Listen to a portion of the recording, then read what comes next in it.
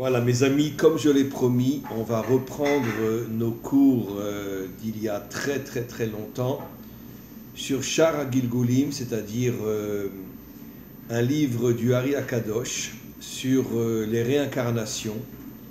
Alors bien sûr, on va commencer depuis le début du livre. On va commencer par l'introduction. Et puis l'introduction est très longue. Et après... Oula, l'introduction est très longue. Oui, bon, mais c'est pas grave. De toute façon, il n'y a pas le choix. Et puis, au fur et à mesure, on va rentrer donc dans les réincarnations. Et on va commencer aujourd'hui par le tout début du livre. Et je commence. Venatril mashamru chazal ki chamisha shemot yesh lenefesh. Comme on le sait, l'âme a 5 noms, c'est-à-dire que l'âme a 5 parties. Et on va les voir. Veze sidra mimata le maala. Et le Hari Akadosh va donner les noms des 5 parties de l'âme du bas vers le haut. La première partie s'appelle Nefesh. Nefesh, c'est la partie de l'âme qui permet à l'homme d'être dans l'action dans ce monde matériel. Bien sûr, on parle du Nefesh, donc on parle d'une action pure, d'une action propre, car il est absolument évident que tous ceux qui se comportent mal dans ce monde ne sont pas, on pourrait dire, ne sont pas connectés à leur nefesh. Ils sont connectés à des forces obscures, à des forces démentielles qui rentrent en eux et qui les font tomber. Mais lorsqu'un homme agit dans ce monde d'une manière pure, alors il agit avec son nefesh. Après, il y a le rouar. Le deuxième niveau, c'est le rouar. Le rouar correspond à ce qu'on pourrait appeler l'Esprit Saint. C'est-à-dire, c'est déjà une dimension spirituelle plus élevée que le Nefesh. Comme j'ai expliqué, le Nefesh, c'est l'action propre dans ce monde. Le Rouar, c'est déjà la connexion avec Dieu. La Neshama, 3e niveau, correspond à la Bina. La Bina, comme on le sait, c'est la 8e sphira, du bas vers le haut. Le monde a été créé en 7 jours, donc la 8e sphira est au-dessus de ce monde. La Neshama est un niveau d'âme qui est déjà complètement au-dessus de ce monde. Et lorsque l'on mérite d'être connecté à la Neshama, on reçoit des forces complètement surnaturelles parce que cette sphira est au-dessus de ce monde, donc contient des forces complètement surnaturelles. La Chaya, c'est le 4e niveau. La Chaya, c'est un niveau extrêmement élevé qui donne, d'ailleurs le mot Chaya veut dire la vie, qui permet une connexion très forte entre l'âme et le corps. Et enfin la Yechida, le 5e niveau, la Yechida qui fait allusion à l'unité. Lorsqu'un homme atteint le 5e niveau de l'âme, il devient un homme qui se bat pour l'unité dans ce monde. Et comme j'ai souvent expliqué, l'unité dans ce monde signifie en vérité le respect des différences. Tu n'es pas comme moi, mais je te respecte parce que tu es un homme bien. Je voudrais maintenant expliquer qu'en vérité, ces 5 niveaux d'âme, le Nefesh, le Rouar, la Neshama, la Chaya et la Yechida, vont se retrouver aussi dans le Mashiach. Et le Nefesh, il le recevra de David.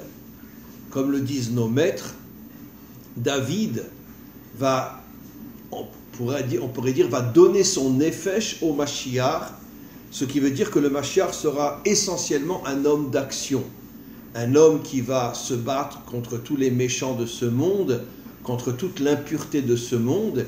Il va nettoyer ce monde, il va purifier ce monde grâce à son nefesh, et il va créer l'unité dans ce monde une fois s'être débarrassé de tous les méchants, de toutes les forces obscures et toutes les forces négatives et toutes les forces impures qu'il y a dans ce monde. Le rouar correspond à Yosef. Yosef va donner son rouar au Mashiach. Et qui est Yosef? Yosef s'appelle Yosef Hatzadik. C'est-à-dire c'était un homme qui était toute sa vie dans l'action, mais qui n'est jamais tombé. Et le Mashiach recevra le rouar de Yosef, ça sera lui aussi un homme qui sera dans l'action, mais il ne va jamais tomber. ni dans l'idolâtrie, ni dans la débauche, ni dans le meurtre. Bien sûr, il se battra contre tous les méchants de ce monde, mais ça sera une guerre qu'on pourrait appeler une guerre militaire. Les militaires s'entretuent les uns et les autres, mais ce ne sont pas des assassinats. Tout simplement, chaque militaire est capable de tuer une autre personne pour protéger son pays, pour protéger les civils qui, si malheureusement l'armée en face gagne, tous les civils seront massacrés. Et donc la Neshama, encore une fois, est cette force de la Bina qui donne des forces, le Ruach, pardon, excusez-moi, qui donne des forces énormes au Mashiach, et surtout qu'il ne tombera jamais dans tous les pièges et toutes les tentations et toutes les malédictions de ce monde. La Neshama sera donnée par Moshe.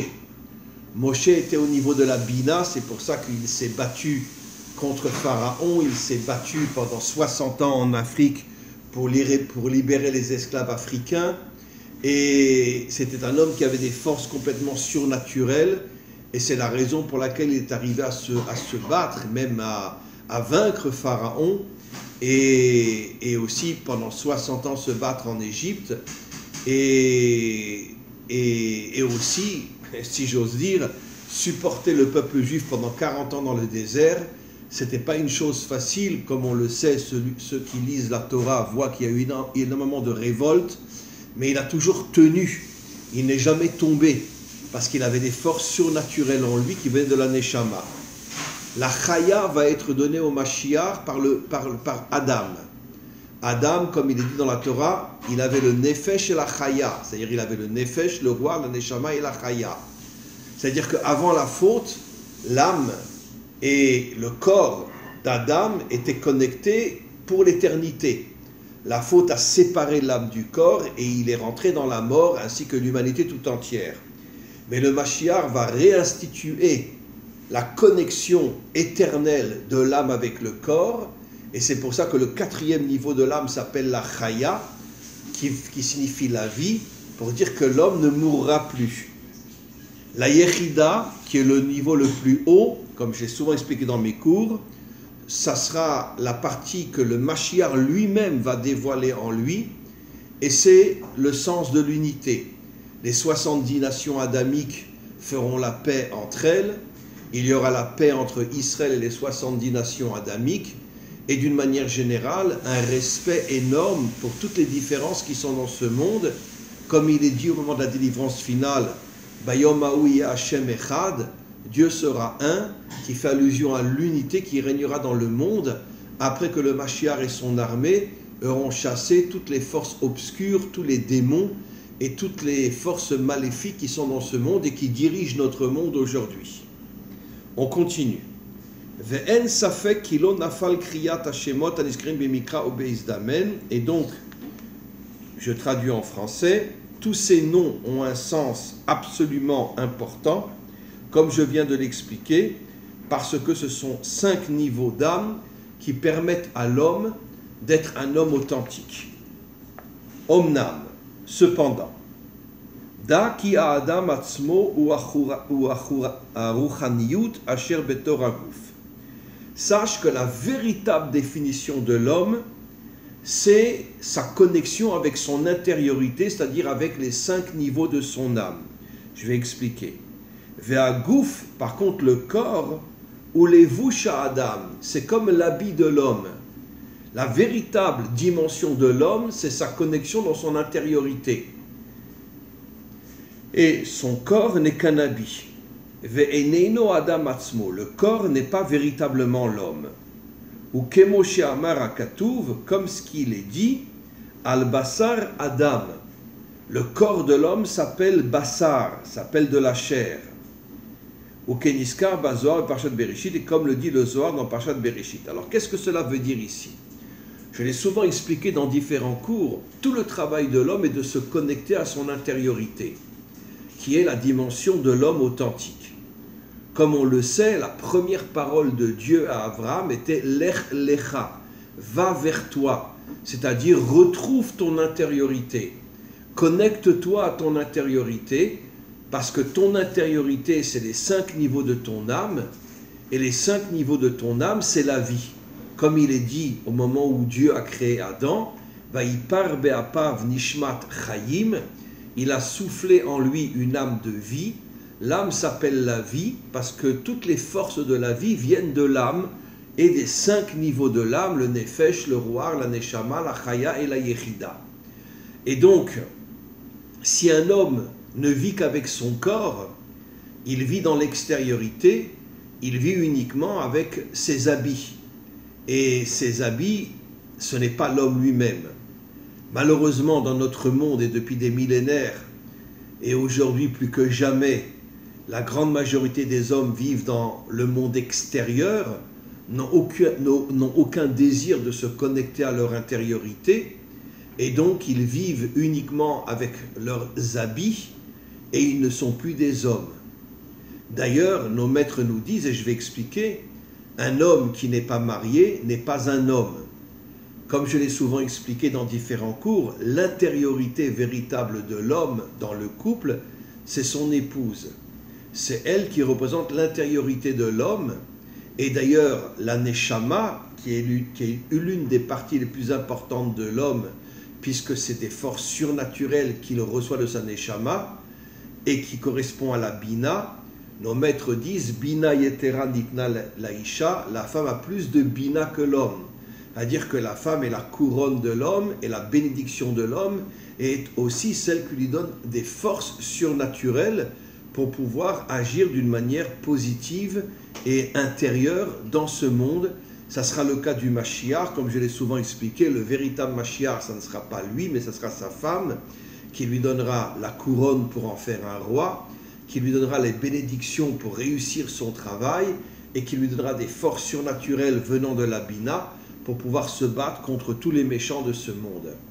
Donc, c'est la raison pour laquelle aujourd'hui, le monde et surtout les dirigeants font tout pour casser le couple, pour détruire le couple, et de manière à ce que justement l'homme ne puisse pas recevoir les forces, la couronne et la bénédiction de son épouse. C'est la raison pour laquelle tous les dirigeants aujourd'hui poussent l'homme à vivre dans l'extériorité, de manière à ce qu'il ne soit plus un homme et qu'il devienne tout simplement un mouton, un esclave, qui sera au service des grandes puissances qui veulent dominer le monde. Et donc, celui qui vit dans l'extériorité, comme dit le texte, « Ve'ineno adam atzmo », ce n'est pas un homme. « Venoda » qui a Adam, mais kacher kol arba olamot, atzilut, bria, yetzira, ve'asiya. On sait qu'il y a 4 mondes, dont 3 sont spirituels et le dernier, il est matériel. Atzilut est le plus haut de tous les mondes spirituels. Bria est en dessous de Atzilut, mais est encore un monde spirituel. La yetzira est le 3e monde, c'est encore un monde spirituel. Et la asiya, c'est le monde dans lequel on vit, c'est le monde matériel dans lequel on se trouve.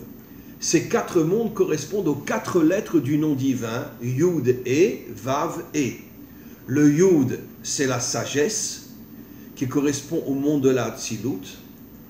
Le 2e monde, la Bria, c'est la Bina, qui correspond d'une certaine manière à toutes les forces surnaturelles que l'homme peut recevoir s'il se connecte à la Bina. La Yetzira, le 3e monde, c'est le monde de la formation, c'est-à-dire d'une certaine manière la formation de l'âme pour qu'elle puisse rentrer dans le corps. Et enfin le dernier monde, le monde de la Asiya, qui est le monde de l'action, qui est le monde matériel dans lequel nous nous trouvons. Velachen be'echea rushiyu kol chalaki mikol arba olamot. Et l'homme doit essayer de se connecter à ces 4 mondes. Il doit, et ceci n'est possible qu'en étudiant la Torah, il doit se connecter à la sagesse de la Torah, il doit se connecter aux forces de la Torah, comme il est dit, Hachem oz le'amoiten, Hachem a donné la puissance à son peuple, et nos maîtres disent, En oz et la Torah, la puissance se trouve dans la Torah aussi, qui correspond à la Bina. La Yetzira, c'est plutôt d'une certaine manière l'accomplissement des commandements. Et enfin la Asiya, c'est la vie dans ce monde, le travail et tout ce que l'on fait dans ce monde. Et donc, l'homme doit essayer de se connecter à ces 4 mondes, et ceci n'est possible que par l'intermédiaire de la Torah. ואילו החלקים כל חלק מהם נקרא בשם אחד מן החמישה שמות שהם נפש רוח נשמה חיה יחידה כמו שהתבאר, et en vérité ces 4 mondes correspondent aux 5 niveaux de l'âme. Alors comment c'est possible? Il y a 4 mondes et 5 niveaux de l'âme, je vais expliquer. Le nefesh, le niveau le plus bas, c'est le monde matériel. Le ruach correspond à la yetzira, à dire un monde spirituel mais très proche du monde matériel. La neshama correspond à la bina, mais la chaya et la yechida sont dans le monde de la yechida, c'est-à-dire dans le 5e niveau de l'âme qui contient la chaya et la yechida. Alors, comment c'est possible? Parce que, en vérité, nos maîtres expliquent qu'il y a seulement 3 niveaux de l'âme, nefesh, ruach, neshama, qui sont dans le corps humain. Par contre, la chaya et la yechida entourent l'homme. Qu'est-ce que ça veut dire entoure l'homme? Ça veut dire le protège. Lorsqu'un homme arrive à avoir la chaya et la yechida, il est protégé. Personne ne peut l'attaquer, personne ne peut lui faire du mal. Malheureusement, on peut compter sur le demi-doigt de la main les hommes qui ont ce niveau-là. Moshe avait ce niveau-là, puisque s'étant attaqué à toutes les forces négatives de ce monde, il n'est jamais tombé. Mais David Améler lui-même, qui s'est battu toute sa vie contre tous les méchants de ce monde, n'a jamais été même pas blessé. Donc il avait la chaya et la yechida aussi. Mais enfin, on peut compter sur les 2 doigts de la main ou sur un demi-doigt ceux qui ont eu la chaya et la yechida. C'est comme une protection qui est autour de moi. Entre parenthèses, dans beaucoup de mariages, la femme tourne 7 fois autour de l'homme. Pourquoi? Parce que justement, la femme est la protection de l'homme. Comme je l'expliquais, elle est la couronne de l'homme, elle est la bénédiction de l'homme, et elle lui donne aussi les forces de la bina, qui sont des forces surnaturelles qui lui permettent d'être un homme authentique dans ce monde. Et donc, c'est pour cette raison que la femme tourne 7 fois au-dessus de l'homme. Pourquoi 7 fois? Le chiffre 7 correspond à la malchut. La malchut, c'est le monde d'en bas. C'est-à-dire qu'une femme authentique, aujourd'hui on peut les compter sur les 2 doigts de la main bien évidemment, les femmes authentiques, parce qu'aujourd'hui malheureusement, tous les dirigeants et toutes les forces obscures de ce monde ont fait tomber les femmes dans la débauche de manière à faire tomber les hommes. C'est toute la volonté et tout le complot de tous les dirigeants de ce monde, mais il reste encore quelques femmes authentiques qui, elles, sont la protection de l'homme. On continue. Bien sûr, un homme doit faire un travail énorme afin de pouvoir atteindre les 5 niveaux de l'âme et les 4 mondes. Et tout dépend de ses mérites. Au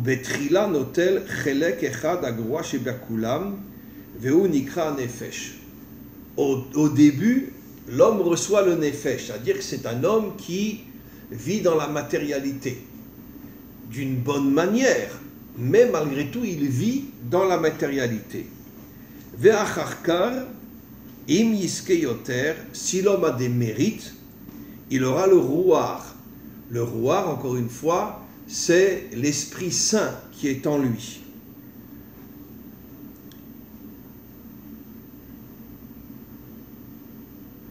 Ve'acharkar, ve'achar shenitbaer ze, צריך שנודיעך אתה קצת הקדמות בעניין דרוש הנזכר.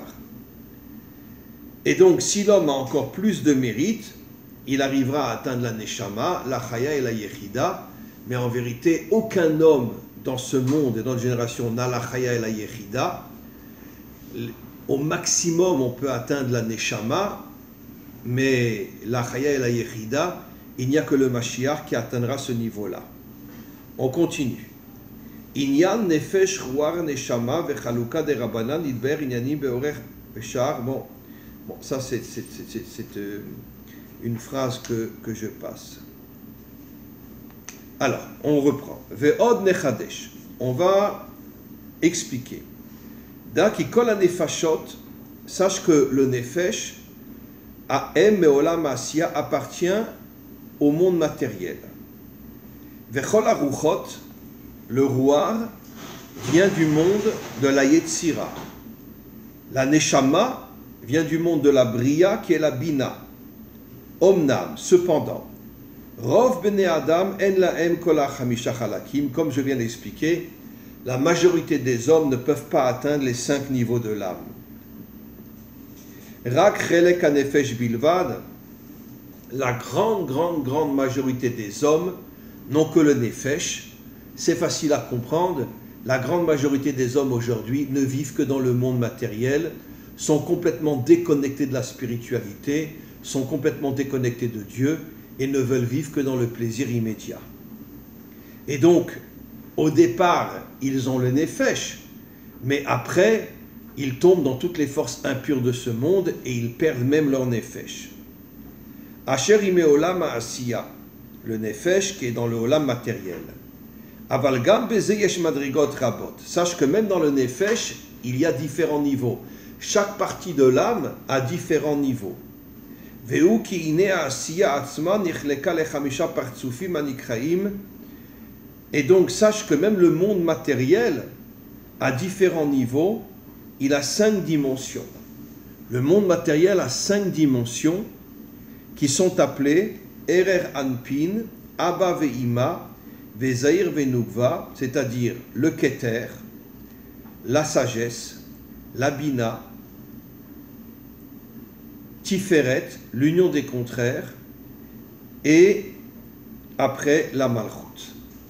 Alors, en vérité, chaque partie de l'âme contient 5 niveaux, je répète, le Keter, la sagesse, la Bina, l'unité et la Malchut.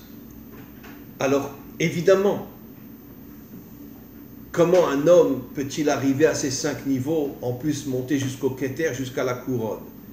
Il s'agit d'un homme d'une propreté, d'une pureté inimaginable, qui travaille dans ce monde, mais qui travaille avec une propreté, avec une pureté inimaginable, qui ne se laisse pas influencer par toutes les tentations de ce monde, par toutes les tentations financières de ce monde. Il est anti-système finalement. Qu'est-ce que ça veut dire anti-système? Ça veut dire qu'il ne suit pas les dirigeants de ce monde, il ne suit pas finalement tous ceux qui dirigent ce monde et qui veulent faire tomber ce monde. Et donc quand un homme a cette pureté intérieure, il arrive à dévoiler les 5 niveaux de l'âme. Il a la couronne, ça veut dire qu'il est un roi. Et la définition d'un roi, disent nos maîtres, c'est celui qui n'a peur de rien, qui défonce tous les obstacles pour se frayer un chemin. Il a la véritable sagesse, c'est-à-dire que même dans son travail, c'est un homme sage, un homme intelligent, un homme qui fait tout pour ne pas tomber dans tous les pièges de ce monde. Il a la Bina, c'est-à-dire des forces surnaturelles qui lui permettent justement de pouvoir tenir et résister à toutes les tentations de ce monde. Il a l'unité, c'est-à-dire que c'est le 4e niveau. Le 4e niveau, l'unité, ça veut dire qu'il respecte ceux qui sont différents de lui. Et enfin, il a la Malchut. La Malchut, c'est le monde matériel. Il vit dans le monde matériel avec tous les niveaux que je viens d'expliquer.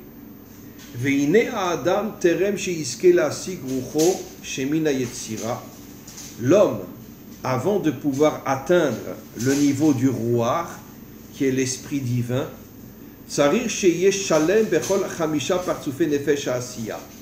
tant qu'il n'a pas atteint les 5 niveaux du nefesh, il ne peut pas atteindre le roi. Pareil, il va devoir atteindre les 5 niveaux du roi pour atteindre la neshama. Il va falloir atteindre les 5 niveaux de la neshama pour atteindre la chaya, les 5 niveaux de la chaya pour atteindre la yechida. Ce qui veut dire qu'en vérité, aujourd'hui, 99% de la population est au niveau du nefesh, comme il l'a dit le Ari Akadosh, mais personne n'a les 5 niveaux du nefesh. Ça veut dire que personne n'a une véritable connexion avec le maître du monde. Que ce soit les laïcs, que ce soit les religieux, les religieux sont complètement déconnectés de ce monde. Ils pensent que uniquement l'étude de la Torah et la prière va amener le Messie, ce qui est le plus grand mensonge jamais émis dans ce monde, parce que tant qu'on ne sera pas des hommes d'action propres et le Mashiach ne viendra pas, il faut l'action pour que le Mashiach vienne et pas uniquement l'étude et la prière. Et donc, aujourd'hui, comme il l'a dit lui-même le Ari Akadosh, la grande majorité des hommes sont tout en bas du Nefesh, ça veut dire ils sont au niveau de la Malchut du Nefesh, ça veut dire ils sont dans la matérialité la plus totale, ils n'ont pas l'unité, ils détestent ceux qui ne sont pas comme eux, ils n'ont pas des forces surnaturelles, ils n'ont pas de sagesse, et ils n'ont pas la couronne, ce ne sont pas des rois qui n'ont peur de rien. Aujourd'hui, l'homme est un véritable mouton qui baisse la tête et il accepte les ordres de tous les dirigeants politiques ou tous les dirigeants religieux qui sont en vérité tous des menteurs, qui veulent nous faire tomber pour nous transformer en esclaves. Et donc, je continue.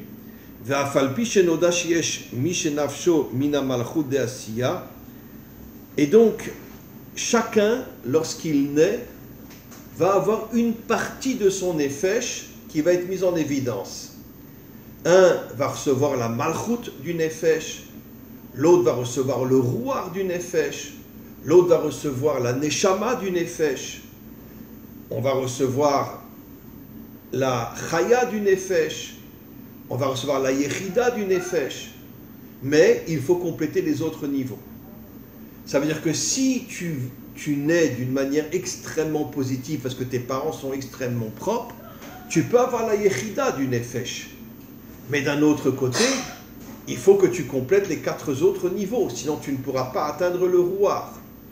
Aujourd'hui, 99% des hommes naissent avec la malchut du nefesh. Ils sont tout en bas. Et ils se foutent royalement d'acquérir les autres niveaux, donc ils n'auront jamais une connexion authentique avec Dieu, etc., etc., etc. Et donc, on est dans une situation qui est effectivement extrêmement difficile, parce qu'aujourd'hui, l'humanité est en train de tomber complètement, mais, comme disent nos maîtres, Yerida letzorer aliyah, la chute permettra un jour de remonter. Il y aura une partie du monde, et surtout chez les Adamiques, Israël et non-juifs, qui se réveilleront, qui reformeront les 70 nations grâce au Mashiach, et qui partiront en guerre contre tout le mal qu'il y a dans ce monde. Voilà, on va s'arrêter là pour aujourd'hui, et on continuera notre cours, Be'ezrat Hashem, sur les Gilgulim, un cours absolument extraordinaire.